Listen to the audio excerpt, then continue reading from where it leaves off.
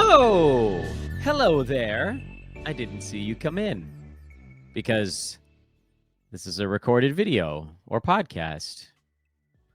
All right, shake off the rust, Dano. Hello, everybody. Welcome to our Wednesday Big Preview edition. I thought I would tweak the schedule a little bit this week and tomorrow, because we'll have a big Wednesday to recap and then nothing. There's one game tomorrow. Really no Thursday to look ahead to. We can do our, who's been jumping up and who's been jumping down show, which I think was like generally a winner the first time around, but we'll go 8 or 9 days in between updates on that front. And that'll give us some look at who's hot, who's not, what we can do with it. So that'll be tomorrow. Today, we did our recap show this morning. This is your big Wednesday preview show for the afternoon. I'm Dan Besbris. This is Old Man Squad Fantasy Basketball. You can follow me on Twitter at Dan Besbris, DanBesbris. And I'm not going to screw this up this time. This show is brought to you by Bet Online, the world's most trusted betting platform and your number one source for online betting. They've got the earliest odds. They've got live in-game betting. BetOnline provides you with all the action and the ability to watch the games as they're happening so you can track those wagers. With the largest selection of odds on everything from football to NBA to college basketball, NHL, UFC, and MMA, head to BetOnline today to get in on the action with America's most trusted site for online wagering, BetOnline. The game starts here. We've got a fair amount to cover. What's the 11-gamer? I know the answer to that question. It is indeed an 11-gamer. Big Wednesday, big fun. Let's update the injury board as well. We'll do that at the end of the program. And, of course, the link to that is in the show description. That is a free Google Sheet link. You guys can pull it up anytime you want. It has 8 tabs now and growing. A lot of those, 5 of those are from the preseason, various ADPs and ranks and bucket. And my rank board, basically, that is I'm leaving unchanged throughout the year. The in-season rank movement tab will track how players are bouncing up and down the board. We've got the streaming calendar that you guys see me pull up during our weekly preview shows. And, of course, today you will see us pull up the injury board, which got shorter for a couple of days and then got a little bit longer again today. And with, I think I would argue, names that I find a tiny bit more compelling. Like the show. I know it doesn't take that long to do. And I know that it's annoying to do it every time, but please do it every time. It actually is important for those that are watching. Hit that subscribe button if you've been enjoying anything that we've been working on here at Old Man Squad, which is continuing to grow, and a 5-star review. Spotify, it's so easy. If you're listening on Spotify, it's just right there. It's like 2 clicks and then you're done. Apple, it's a little bit more annoying to find, but also extraordinarily helpful. So thanks in advance for that. Let's go team by team. First, the Indiana Pacers. Bennedict Mathurin's rolling right now. See no reason why that should cut out. But the bigger thing is, did Tyrese Halliburton figure it out in his most recent ball game? It was certainly the best game we've gotten out of Hallie so far this year. And really, it's not even close. And the nice part about Halliburton is that with one big ball game, he jumped all the way inside the top 50. So it didn't take long. He had a couple games in there that were like teetering on the, oh, damn, he's figured it out game. Their win over Dallas where he had 25 and 12. There was a game back in Orlando. He had 19 and 10. He had 17 and 12. Like, he had some better assist game mixed in there. But this was really the first one where the scoring has popped. He was taking a lot of shots and he was getting assists. And I know it helps when it's a super high scoring game, but that's the way the Pacers want to play anyway. I legitimately have dudes in my Twitter mentions saying that Halliburton has like fooled us all and the league just totally figured him out. Guys, he came out and said it. I can't hit a shot right now. I can't hit a shot. And we have this tendency to just assume that what you see for 7 or 8 ball games, well, that's just the whole year. Remember how good Jalen Green was in all of March last year? He was a top 20 guy in March, and the other 5 months that NBA had basketball games, he was like top 190. Guys go on heaters, guys go on cold snaps. It's why buy lows and sell highs work specifically at this time of year. And it's why we're going to do a show tomorrow on guys that are hot and cold, because that tends to actually impact the tradability of them quite a lot, sometimes even more than just their rank. The Magic, we got one good game out of Mo Wagner. Do we get another, or does it go back to Goga? My personal opinion, I think it goes back to Goga. The Pelicans, Who the hell is even healthy on this team anymore? Jose Alvarado joins everybody else on the shelf. At least Trey Murphy's back. He and Brandon Ingram are the healthy rotation guys that were supposed to be there to start the year. Brandon Boston is a very easy stream. I am intrigued to find out what they plan on doing point guard wise. Is it going to all be Brandon Ingram, point Brandon, or point Brandon's Ingram and Boston? Or could someone else step up? Might we see more Yves Missi out of that center spot? Might we see another name just surface out of the blue?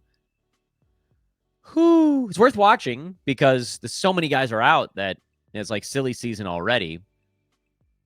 Pelicans are in a rough way. And the sad part is they're a pretty good team when they have, who the hell's missing right now? Zion's out for weeks. Hawkins is out for weeks. CJ's out for weeks.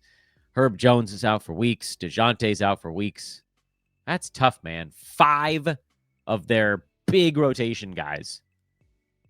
Stay afloat, Pelicans. Stay afloat as best you can. Well. The Oklahoma City Thunder. This is Chet Holmgren replacement day tracker. We saw Cason Wallace play more minutes in the game when he went down. We saw Isaiah Joe play more minutes in this last one. I don't think it's going to be the same guy every day. You might get a repeat every once in a while, but for the most part, I'm likely avoiding it and just sort of, twiddling my thumbs, biding my time until Isaiah Hartenstein comes back, who's going to be a freight train for 2.5 months until Chet comes back, and then he'll probably still be pretty good. Cavaliers, not much. Karis LeVert's been on this pretty nice heater so far this year. It's going to run out eventually, so just be ready for that. Sixers are interesting tonight and kind of tonight only because Embiid and Paul George are both out. We have confirmation on that. So I think you're going to get enough volume to play Jared McCain and Kelly Oubre Jr. Oubre can do more stuff we've seen over the years, more rebounds, more steals.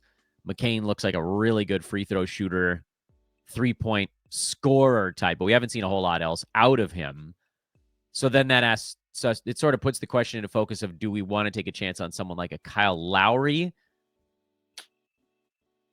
I think you'd have to be pretty hard pressed on a busy day to want to throw Kyle Lowry into the mix. I don't think there's not enough meat there. I mean, there's plenty of meat in the tush. Celtics, Big Al is resting. That's okay. Big Al needs his beauty sleep. I'm okay with that. I know how you feel, Big Al. I also need my beauty sleep. He's an old man. He can't play in all these ball games. So is it going to be Nimi Asqueta or is it going to be Luke Cornett? I legitimately, as of this moment, lunchtime on the West Coast, I don't know. Worth watching. It seemed like it was going to be Cornett, but then Keita kind of raced himself into the mix, and it might just be a timeshare. You might even get a little Xavier Tillman. For Brooklyn, the dust is kind of settled here. Nick Claxton's playing starters minutes now. Ben Simmons, when it's not a back-to-back, is playing his 24, 25 minutes, but I don't care. And then you've got the usuals. Cam Thomas has cooled, obviously. Schroeder cooling a little bit. Cam Johnson trucking along. Great late flyer. I'm so happy that my first wave of flyers, well, I'm not happy that it had Trace Jackson Davis in there, but I am happy that it had Norman Powell, Dyson Daniels, and Cam Johnson. That was the first wave of flyers for folks not punting stuff. That one's looking like it's panning out all right.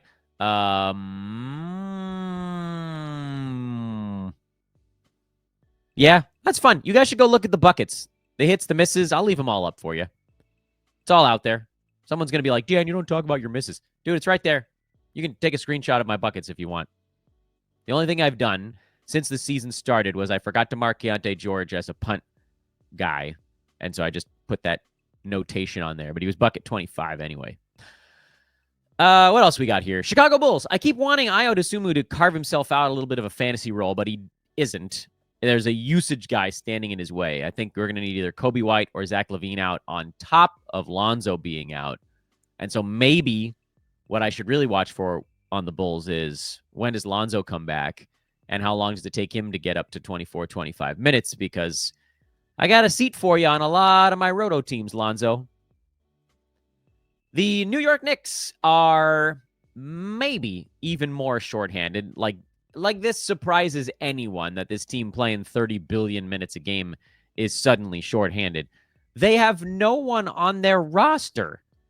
They've got like 6 guys they're comfortable playing. It's actually a freaking wonder that the Knicks players are not in the top 5 in minutes per game. Tyrese Maxey was, and of course he's hurt. Kevin Durant was, of course he's hurt.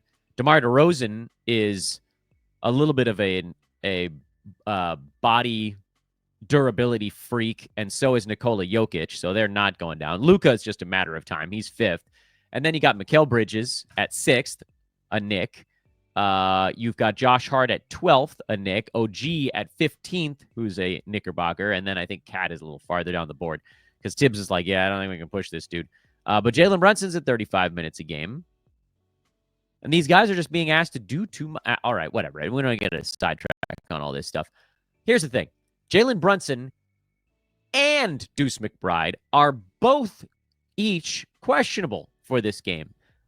So we have a little game of could I, would I.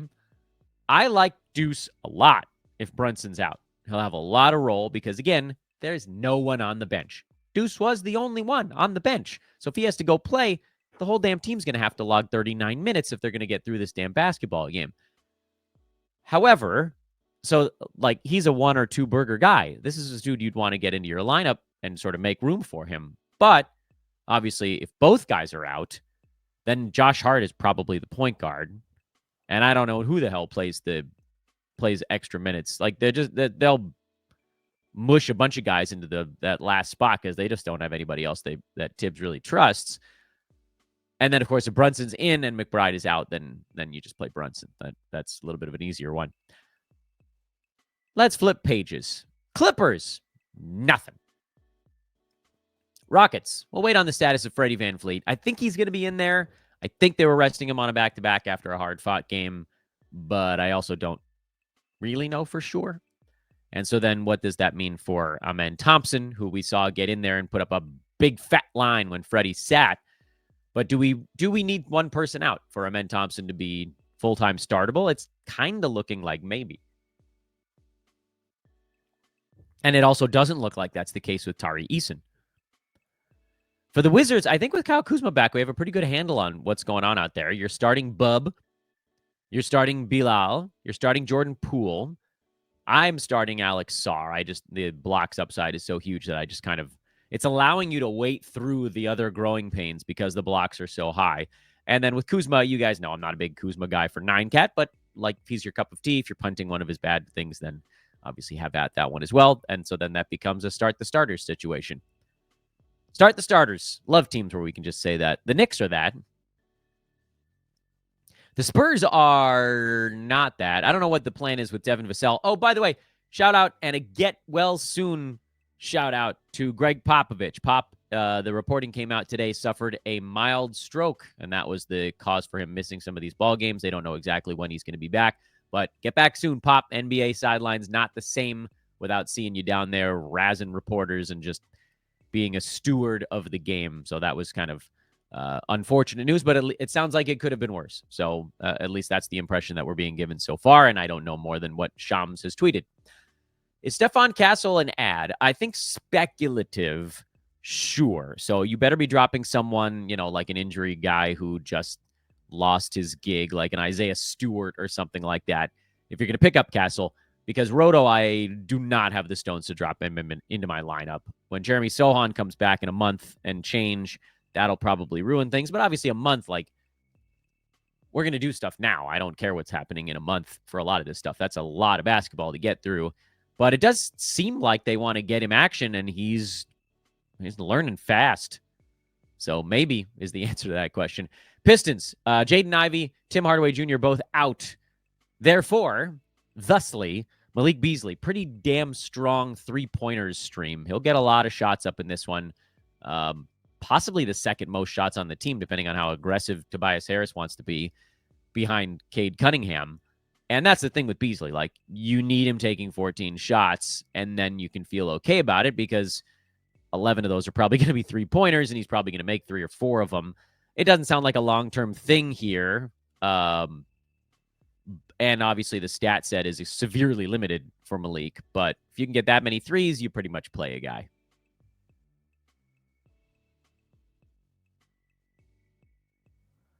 Damian Lillard is back out again. Kind of assumed that would be the case. I know they were like, oh, it's just a little concussion. He's out Tuesday, but maybe we'll get him back Wednesday. Nah.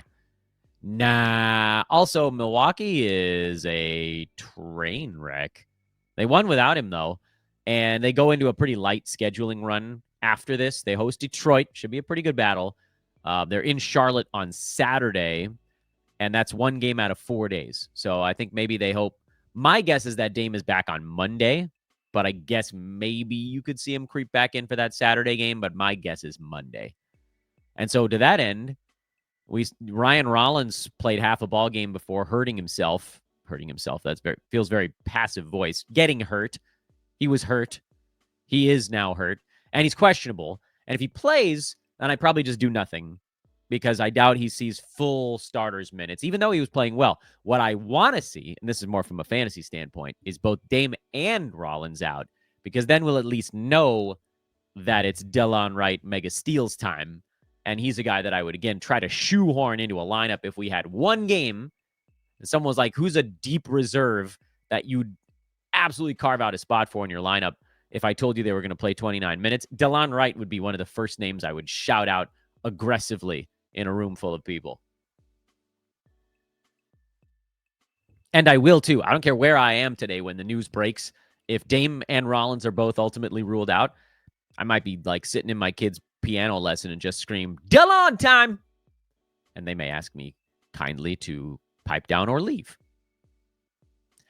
The Minnesota Timberwolves were still tracking Mike Conley and Dante DiVincenzo. I just can't do it. I can't cut either of them. And I might regret it, or I might not. And I don't know yet. And it feels like Dante's closer, but his role is up and down, and so heavily dependent on the steals. And Conley,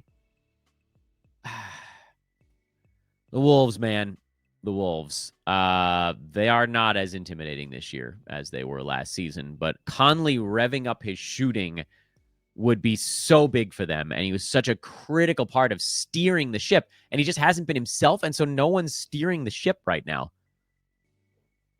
That's why I can't let go. Because if he ever starts to act like himself and he gets that leadership job back, then he goes back to being what he was. Or close to it. Maybe not all the way. Blazers, we'll wait on DeAndre Ayton's status. I don't know. Honestly, I haven't heard anything about him either way. And actually, Underdog confirmed that. Our buddies over at Underdog NBA sent a tweet out about 10 minutes ago with TBD on Bradley Beal, Anthony Simons, DeAndre Ayton, Yusuf Nurkic, and Robert Williams. There's been no information on those guys of any kind. That's a good tweet, by the way. They got all the questionable and probable and doubtful tags in there. But the TBDs are the ones where are like, I don't know, sitting on it. If Ayton is out, well, then you might want Time Lord, but it's also a back-to-back, so maybe he's not playing. And then Portland goes into a stretch of one game over 6 days. We talked about this on the weekly preview show. Head-to-head, truly horrible scheduling stretch. I don't know. Feels like Ayton's going to play. It feels like they were sitting him in a back-to-back, but I really don't know as of yet. And then Anthony Simons, who was short of breath in yesterday's game, I don't know what the hell's going on there either. But again, you're not bending over backwards for the Blazers because their schedule stinks. And so even if you guess right, you're going to have to drop them tomorrow in head-to-head. And in Roto, good luck for you. I mean, one game over 6 days is crazy. You're going to fall behind in games played even if you're playing all of your guys in that run. So anyway, let's go to the next one. Grizzlies. Sounds like Marcus Smart might be coming back. He got upgraded to questionable. And as my good friend Brandon Marcus of Happy Brandon Day fame has noted in the past, when guys get upgraded from out to questionable, they almost always play. Most of the time, questionable is like a coin flip, 50-50, but when it's a big upgrade leading to it, it's probably more like 80-20. Not everybody plays, but a lot of them do. And so if Marcus Smart is in and he plays a full complement of minutes with no John Morant and no Desmond Bane, he should be pretty useful. But then also, what does that do to the other Grizzlies? Because in their last ball game, we saw some big stuff out of Jake LaRavia. We've had some really nice games out of Santi Aldama. and Scottie Pippen Jr. Pippen, I would definitely still play. Aldama, he's more of a coin flip to me. Laravia, I would probably sit on. And then, whatever other normal starters you may have gone with there to begin with. And last couple of teams, not a whole lot of notes there. The Lakers lost Jackson Hayes earlier today to an injury at practice, but it doesn't matter because he was just the backup to AD, who sounds like he's going to play through the eye issue. I don't know what the final diagnosis was on that. Corneal abrasion. Scratchy eye. Either way, AD's in, so Christian Koloko now gets to play the 12 backup center minutes. For the Suns, we're waiting on anything on Yusuf Nurkic. We know he's been playing through some ankle stuff when he's out. Mason Plumlee's a guy that's a pretty good start. And then for the Kings, the first Malik Monkless game was a bad one for Herter and for Keon Ellis, and frankly for the Kings as a team. They lost a game that they should have won. I still think, and I'm not a big Kevin Herter guy. You guys know that about me over however many years. But when there's a big role for him and he can just get some shots up, and the Kings are going to want to play fast, Reed should be good enough to stream. But, he might be more like your 11th best guy today on a relatively full Wednesday. The other thing I want to talk about on today's show, of course, is the injury replacement board. And you heard some of the names as we were going through them in what we're watching for. But here's what it looks like when they're all rolled up together. Let's make sure it all fits on the screen. And bing, there they are. I have color-coded them. And again, this is... I should probably change that. I updated it today. Updated 11/13 at 12 p.m. Pacific time. There we go. That's all more or less updated. All the players that are highlighted in yellow, for those that are watching along, those are guys that have games tonight. And again, just to quickly remind everybody, 3 burgers. And by the way, Norman Powell might be playable after Kawhi comes back, but we don't know. And obviously right now he's a monster. 2 burgers, Scottie Pippen Jr. and Brandon Boston. 1 burger today, Goga, Royce O'Neal. Actually, I don't know about Santi Aldama being 1 burger. I'm going to downgrade Santi to 0 burgers because he's a little bit more of a coin flip guy to me. Amen Thompson, if Freddie VanVleet is out, 1 burger. Benedict Mathurin, Kevin Herter, Jared McCain, Miles McBride, if Brunson's out, and Delon Wright, if both Bucks point guards are out in front of him. And then the no burgers guys, 0 burgers. Kelly Oubre, because it's hard to trust his fantasy game. Malik Beasley, because it's all 3-pointers. Rui Hachimura, because he's been cold. Bub Carrington, maybe he could be 1 burger with Brogdon out. I keep thinking the other shoe's going to drop. He's been really good, and he's a guy that I like adding, by the way, just as sort of a footnote on Bub. And then Mason Plumlee, who had good points, good rebounds. I want to see more assists and or defensive stats.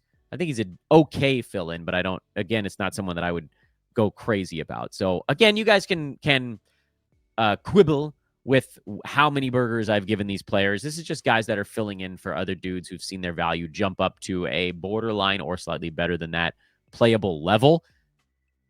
The burger board, I think, at least in my mind, is more applicable for folks in a games cap league because you want to play the higher burger guys more. But this board also is applicable if you're looking for a really good schedule streamer. You can pick up a guy who plays, who also maybe has more opportunity and more schedule. He becomes sort of doubly applicable over on that head-to-head side. And I think that's basically it. I want to keep it to about these preview shows. I'd like to keep between 20 and 30 minutes, and that's where we're at right now. Should be a really fun Wednesday. Hopefully this stuff remains relevant to you and useful. Again, this board that I'm updating most days, not like weekends, it's hard for me to do the color coding and to move the names around as much, but I try to get the names updated at least. This is all for free. It's just there on a Google Sheet with a link in the show description. So you can find that. Do me a favor, would you? And click the Discord link as well in the show description. That's also free. I do my Saturday game recaps in that Discord, and it'll be labeled by what the date and the tweet storm or whatever. I guess it's not a tweet storm in there. It's just a Discord storm. that's all in there. Again, that's free, and it's really a great place to meet some of the other hosts here on the Old Man Squad. Follow me on social. That's where you can get me in between shows at Dan Besbris, DANBESBRIS. It's also right there on your screen. Again, like on the way out, drop that 5-star review. Make sure to subscribe because we got 2 shows almost every day of the week and 1 on the weekends right now. I'm trying, I don't know how long it's going to last. I'm trying to do 11 shows a week these days to the best of my ability. Some fun, some that turn out to be duds, but we got to try them to see if they work. I'm Dan. This was an Old Man Squad Wednesday. Again, tomorrow, big Wednesday recap and a hot and cold episode. That should be a lot of fun on Thursday. Happy birthday. I forgot to say on yesterday's show, happy birthday to my son, my older son who turns 8. I have an 8-year-old and a 4-year-old now, and it's weird as hell. And the days are long and the years are short. And at some point, they're just going to be grown up, and I'm going to still be sitting here with a hat on yelling about fantasy basketball. See you guys tomorrow. Good luck tonight. Later.